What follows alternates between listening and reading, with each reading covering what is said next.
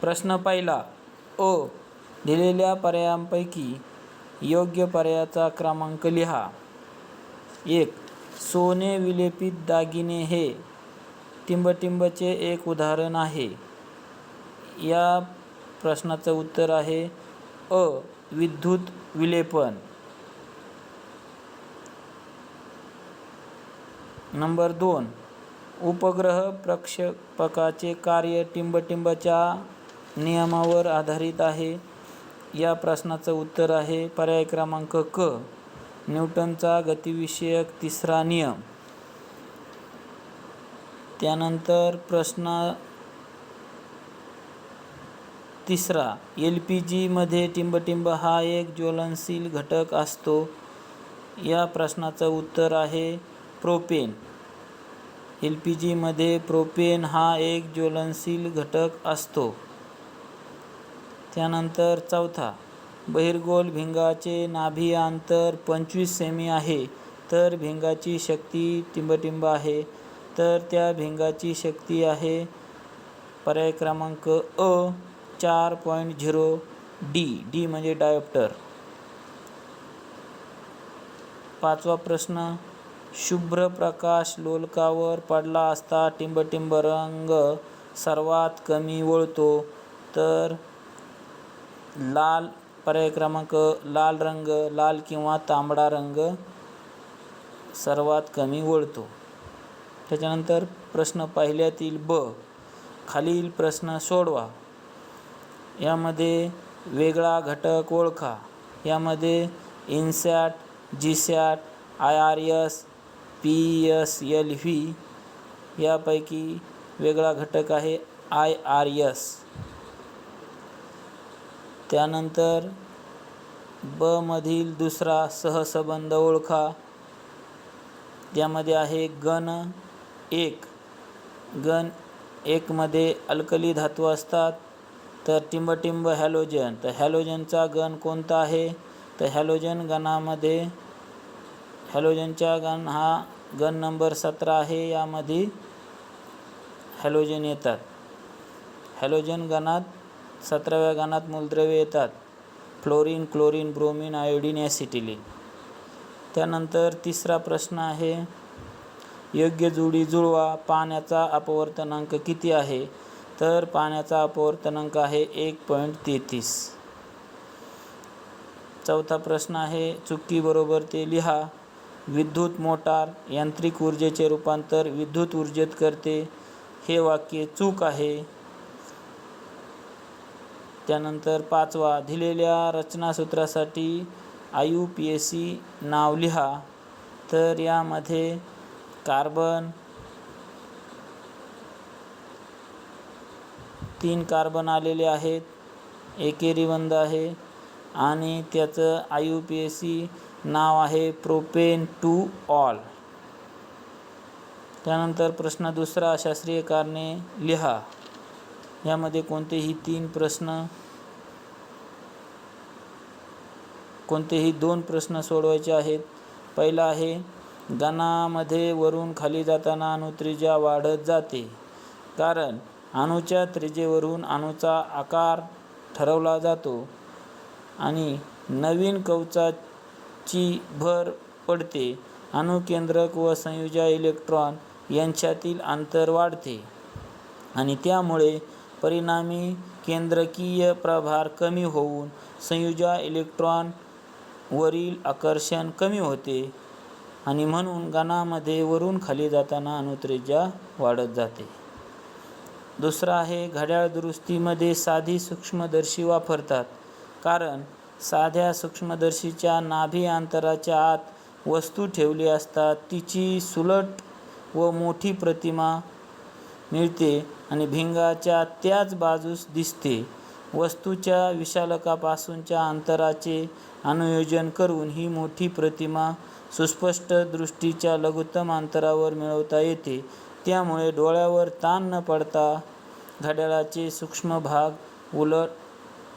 उलट व मोठे दिसतात. त्यानंतर प्रश्न दुसऱ्यातला ब.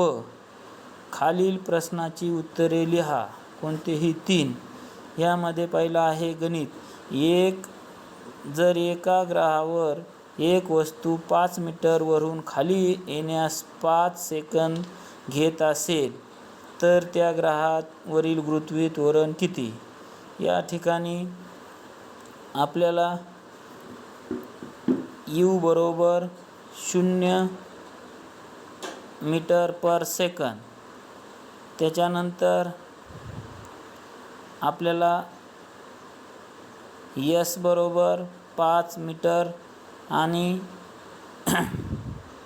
टाईम t बरोबर 5 सेकंद आहे आणि गुरुत्व त्वरण विचारलं आहे, म्हणजे g बरोबर क्वेश्चन मार्क आपण लिहायचं आहे.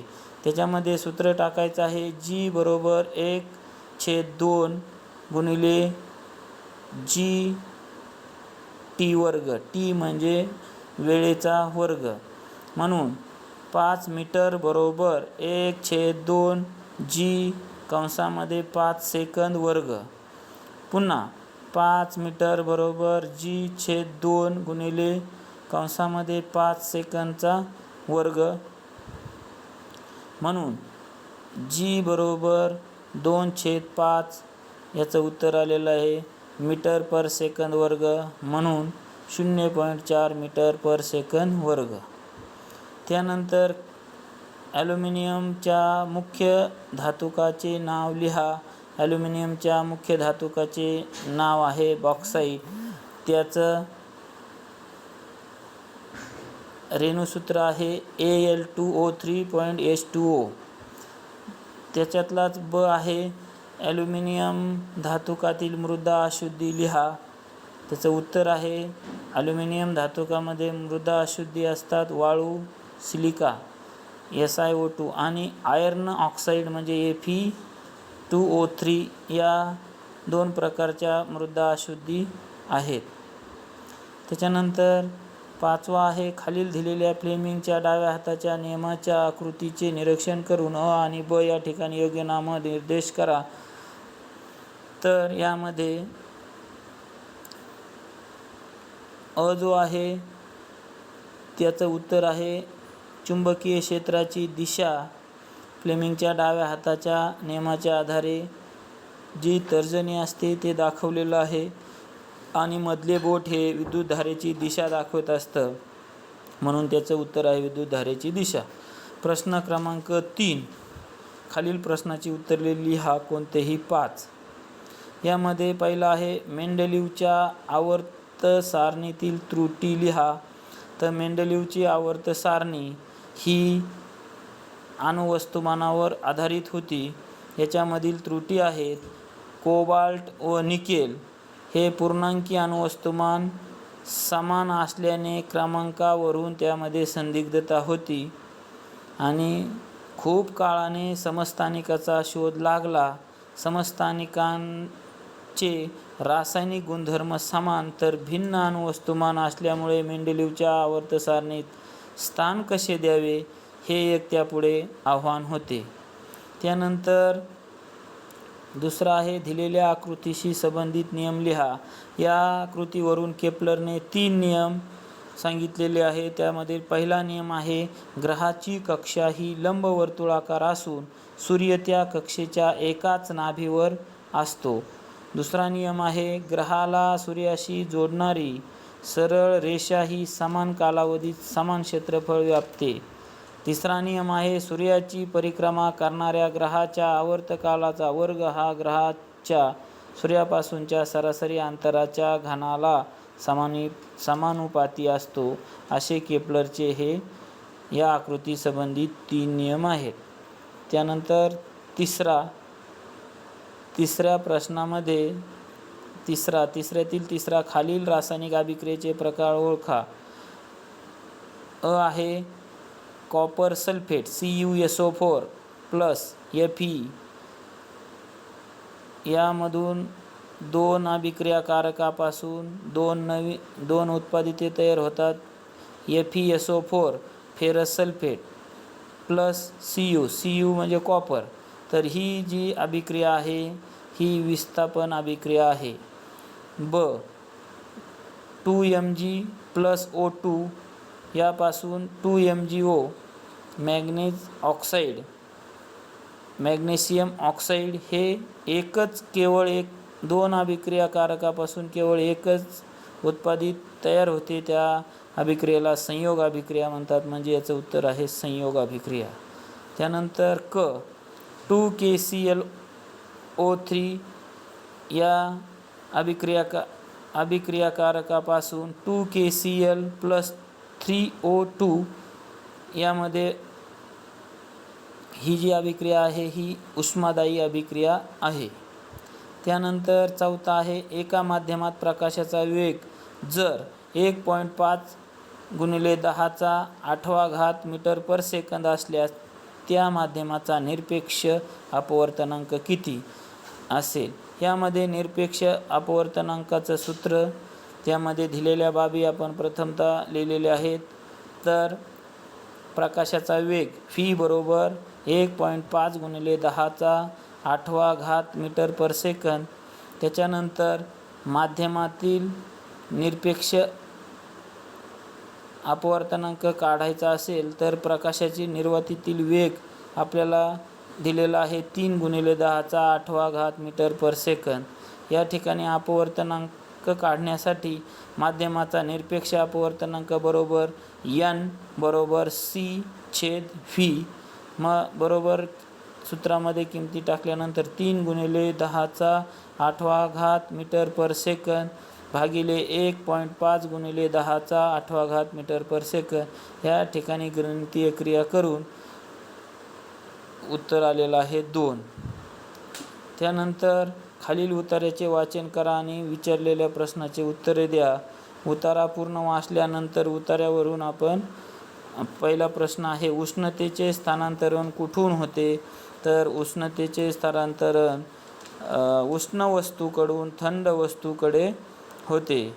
अशा स्थितीत आपल्याला उष्णतेच्या कोणत्या तत्वाचा बोध होतो. उत्तर आहे उष्णता स्थानांतरण अधिक तापमानाच्या वस्तूकडून कमी तापमानाच्या वस्तूकडे होते आणि तत्व आहे उष्णता विनिमयाचे तत्व. क ते तत्व थोडक्यात कसे सांगता येईल. त्याचं उत्तर आहे दोन वस्तूची प्रणाली वातावरणापासून वेगळी केल्यास उष्ण वस्तूने गमावलेली उष्णता बरोबर थंड वस्तूने ग्रहण केलेली उष्णता. त्याच्यामध्ये चौथा आहे बहिर्गोल भिंगासाठी पुढील तक्ता पूर्ण करा. यामध्ये अनुक्रम नंबर, वस्तूचं स्थान, प्रतिमेचे स्थान आणि प्रतिमेचे स्वरूप विचारलेलं आहे. यामध्ये पहिला आहे 2F1च्या पलीकडे जर वस्तू असेल तर तिची प्रतिमा F2 आणि 2F2 या दरम्यान पडते आणि प्रतिमेचं स्वरूप असतं वास्तव व उलट. 2 आहे वस्तूचे स्थान दिलेलं नाही आणि प्रतिमेचं स्थान दिलेलं आहे. अनंत अंतरावर जर प्रतिमा असेल तर वस्तूचे स्थान असते नाभी F1 वर आणि प्रतिमेचे स्वरूप वास्तव आणि उलट असते. तिसरा आहे प्रतिमेचे स्वरूप दिलेलं आहे वास्तव उलट व वस्तूपेक्षा मोठी प्रतिमा मिळते तर ते वस्तूचं स्थान कुठे असेल तर ती वस्तू F1 आणि 2F1 यांच्या दरम्यान असते आणि प्रतिमेचे स्थान हे 2F2च्या पलीकडे असते. त्यानंतर 6वा प्रश्न आहे उपप्रश्न आहे खालील आपल्याला यामधील प्रश्न तिसऱ्यातले 5 सोडवायचे आहेत. प्रत्येक प्रश्न उपप्रश्न 3 मार्काला आहे. एकूण 15 गुणांचा हा प्रश्न आहे. त्यामुळं आपण पाहिलेला आहे. आता शेवटचा प्रश्न आहे प्रश्न 4 5 मार्काला आहे. त्यापैकी कोणताही एक सोडवायचा आहे. तर त्याच्यातला पहिला आहे आकृतीचे निरीक्षण करून विचारलेल्या प्रश्नाची उत्तरे द्या. 5 मार्कासाठी आहे. त्याच्यातला आकडा आहे वरील आकृती दर्शविलेले यंत्र ओळखा. ही कोणते कशाची आकृती आहे तर विद्युत जनित्र म्हणजे प्रत्यावर्ती विद्युतधारा जनित्र आहे. त्याला आपण AC जनरेटर म्हणतो. एवढं लिहिलं का तुम्हाला 1 मार्क मिळणार आहे.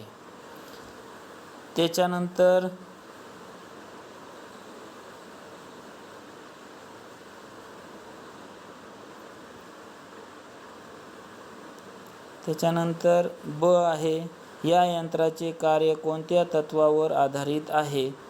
त्याचं उत्तर आहे विद्युत चुंबकीय प्रवर्तनाच्या तत्वावर या AC जनरेटरचे कार्य चालत असते. त्यानंतर तिसरा आहे, या यंत्राचे कार्य स्पष्ट करा. त्याचं उत्तर आहे, आस बाहेरील यंत्राच्या मदतीने फिरवला जातो. जेव्हा ABCD हे कुंडल शक्तिशाली चुंबकाला निर्माण केलेल्या चुंबकीय क्षेत्रातून फिरते, घड्याळाच्या काट्याच्या दिशेने ते फिरते. त्याच्यानंतर ड आहे, 1 मार्कासाठी या यंत्राचा उपयोग लिहा. तर AC जनरेटरचा उपयोग आपल्याला विद्युत जलतापकमध्ये व प्रशीतकमध्ये म्हणजे रेफ्रिजरेटरमध्ये याचा AC जनरेटर विद्युत धारेचा उपयोग केला जातो. उदाहरणार्थ इस्त्री असेल, धुलाई मशीन असेल, विद्युत मिक्सर असेल, फूड प्रोसेसर असेल, यामध्ये उपयोग केला जातो. त्यानंतर दुसरा आहे, दिलेल्या चौथ्यामधील 5 मार्काचा प्रश्न आहे. याला ऑप्शन आहेत दुसरा. त्याच्यामधील आहे दिलेल्या रचनासूत्रावरून संपृक्त व असंपृक्त हायड्रोकार्बन ओळखा. 1 मार्कासाठी विचारलेला आहे. यामध्ये पहा, कार्बन एकेरी, कार्बन आणि हायड्रोजन जर एकेरी बंधाने जोडलेला असेल तर तो संपृक्त हायड्रोकार्बनमध्ये असतो. आणि दुहेरी कार्बनमध्ये दुहेरी किंवा तिहेरी बंध असेल तर तो असंपृक्त हायड्रोकार्बन असतो. यामध्ये पहिलं जे आहे त्यामध्ये एकेरी बंधाने दाखवलेलं आहे म्हणजे संपृक्त आणि इथेन आहे. आणि दुसरं आहे असंपृक्त इथिन. यामध्ये कार्बनमध्ये दुहेरी बंध दाखवलेला आहे. त्यामध्ये ब आहे, वरील 1 व 2 या रचना सूत्रासाठी इलेक्ट्रॉन टिपका रचना सूत्र रेखाटा. यामध्ये जे रेषीय सूत्र दाखवलेलं आहे त्यामध्ये फक्त टिपका काढायचा आहे आणि इलेक्ट्रॉन टिपका सूत्र तयार करायचं आहे. इथं केले आहे त्याप्रमाणे. त्याच्यानंतर तिसरा आहे 1 मार्कासाठी, समजातीय श्रेणी म्हणजे काय. तर याचं उत्तर आहे, कार्बनी संयुगामध्ये कार्बन शृंखलेची लांबी वेगवेगळी असली तरी त्यांच्यातील क्रियात्मक गट एकच असल्याने त्याच्या रासायनिक गुणधर्मामध्ये खूप साधर्म्य असते. क्रमाक्रमाने वाढत जाणारी लांबी असणाऱ्या शृंखलावर विशिष्ट हायड्रोजनच्या जागी समान क्रियात्मक गट जोडल्यामुळे संयुगाची श्रेणी तयार होते. अशा श्रेणीला समजात श्रेणी असे म्हणतात.